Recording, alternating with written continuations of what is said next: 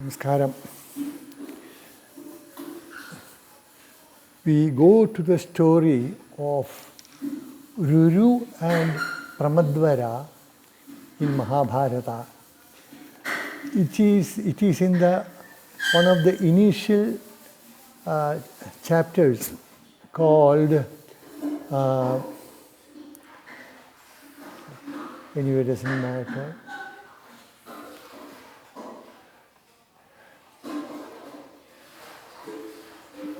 I'll remember that. Before getting into that, one correction to make.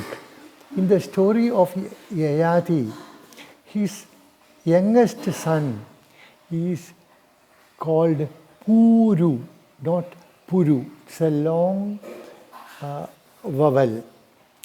It was a mistake somehow crept in and was pointed out by one of the very alert listeners, viewers. I'm thankful. So the story of Ruru and Pramadvara.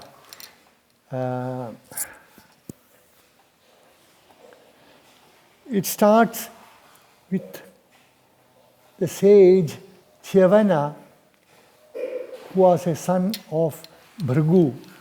Bhrigu is very famous. Chyavana also is somewhat famous. Bhrigu was the father of Parashurama or Bhargava Rama. And Parashurama is an important character in Mahabharata and in Ramayana.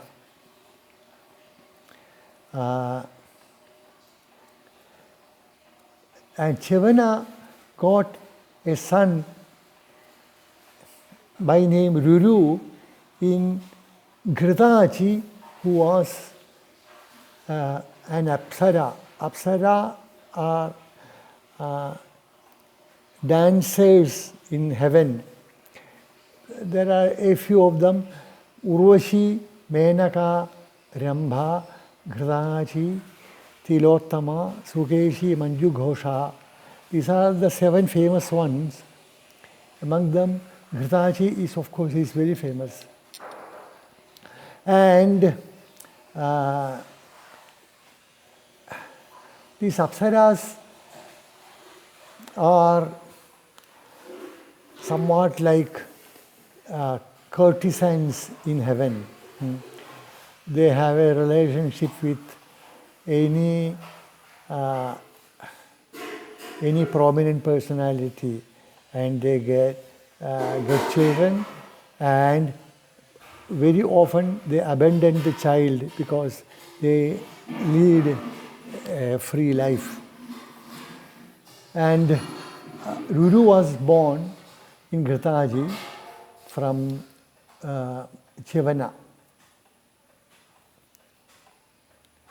And Vishwavasu, another saint, Vishwavasu, who was a Gandharva. Gandharva, we have mentioned, are the musicians in heaven. Vishwavasu got a daughter in Menaka, one of the other Apsaras.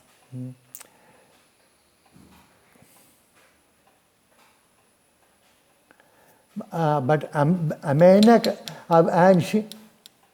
and Vishwavasu, that daughter was abandoned by Menaka on the shores of one of the rivers immediately after delivery.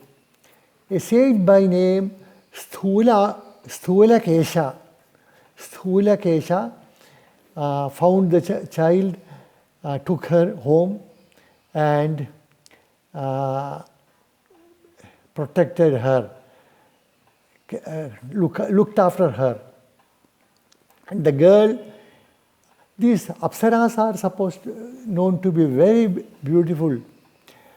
Urvashi, Menaka, they are all very beautiful Apsaras. So naturally, the daughter was also very beautiful, and she grew up as a beautiful maiden. And the sage named her Pramadvara. Pramada means a woman. Pramadvara is the one of the great one of the leading women, something like that, one of the beautiful women.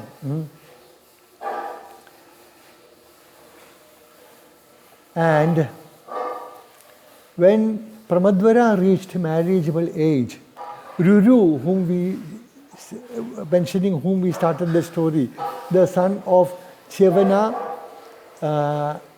in Ghritaji, Ruru happened to see Pramadvara and he fell in love.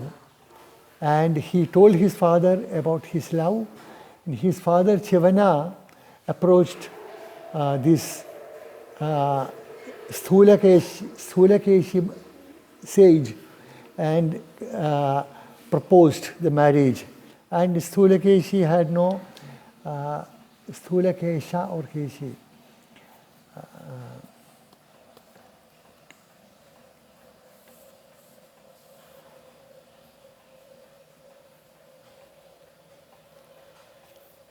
Stthulakesha. Stthulakesha accepted the offer and the marriage was arranged. Unfortunately, just before the marriage, when Pramadvara was playing in the forest with her friends, she was bitten by a poisonous snake, and it was a powerful poison. The poison was very potent, and she fell down. She swooned, but didn't die. She had life, but she was for all purposes lost. And when Ruru heard about this, he was grief-stricken because he loved his future wife very much. And he was so desolate, he went to the forest and started crying aloud, lamenting about his ill fate, saying that, what a fate.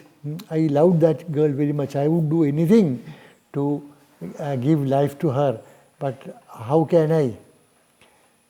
And a heavenly body, you could say a god or semi-god, heard this and told Ruru without appearing before him, just as a voice, look, why are you crying? Life and death are normal. Some people die early, some people late. And once they die, then their life is gone. There is no point in lamenting about it. And by lamenting, you are not going to get her life back. And Ruru heard that someone was talking about him and listened carefully. And the heavenly voice said finally, but if you are so keen, maybe there is a way out. So Ruru replied, I would do anything. You tell me what I can do to save my love from death. I will sacrifice anything. Then the heavenly voice said, there are ways that people used to take on occasions like this. You could vow half of your life and give it to the girl, and maybe Brahma, Yamadharma could accept that offer and give life to her, to Pramadvara. Ruru said, yes, I am very willing. I will give half of my life. Let me get my Pramadvara back. So that heavenly body went to Yamadharma and told him about it and requested him on behalf of Ruru.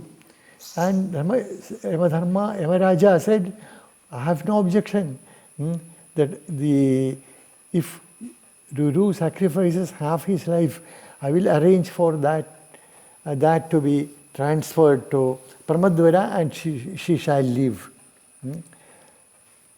As soon as Yamaraja pronounced this, Pramadvara woke up, opened her eyes and got up as though nothing has happened.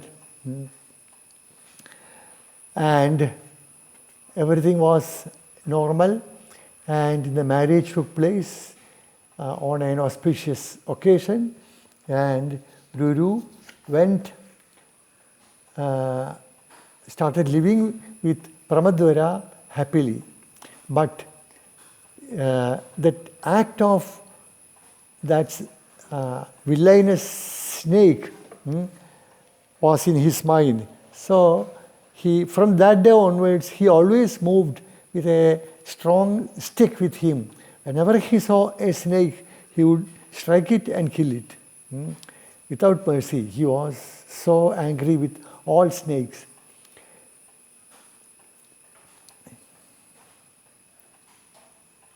And one day there was a snake which was apparently not poisonous. In Sanskrit it is called Dindibha. I don't know the English word except that it is a non-poisonous snake. In Malayalam it is called Chera. When he was about to strike, the snake spoke in human voice. It said, "Why are you punishing me? I have done no harm to you. You should know that my type is non-poisonous. We do no harm to human beings, and it is wrong on your part to kill us who are non-poisonous, who don't harm human beings. So please don't hit me." And Ruru was somewhat startled. He said, "Who is speaking in human voice? It cannot be an ordinary snake." So he asked the snake, "Who are you? You should be a sage or a divine person to speak like this. Were you cursed by somebody to be a snake?"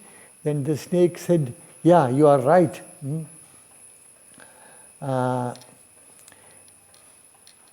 He was a sage by name Sahasrapada. Sahasrapada means with 1,000-feeted person. It's just the name, just a name.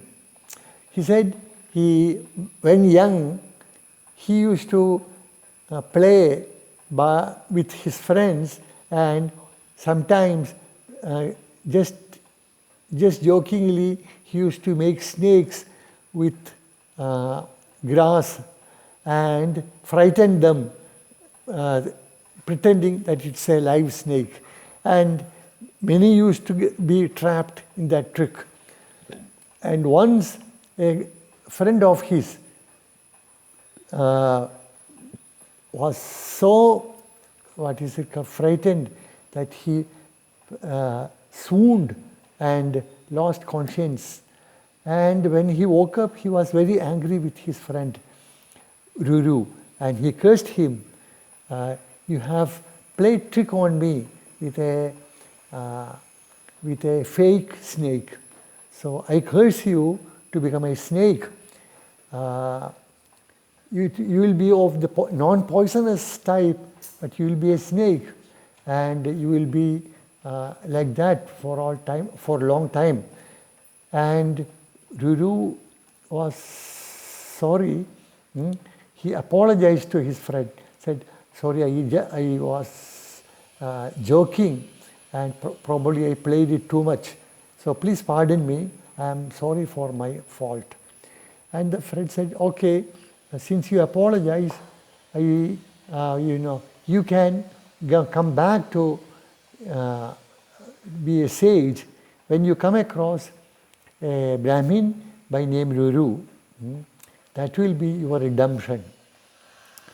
So saying, he disappeared. And we stop here. We shall continue tomorrow with the story. Namaskaram.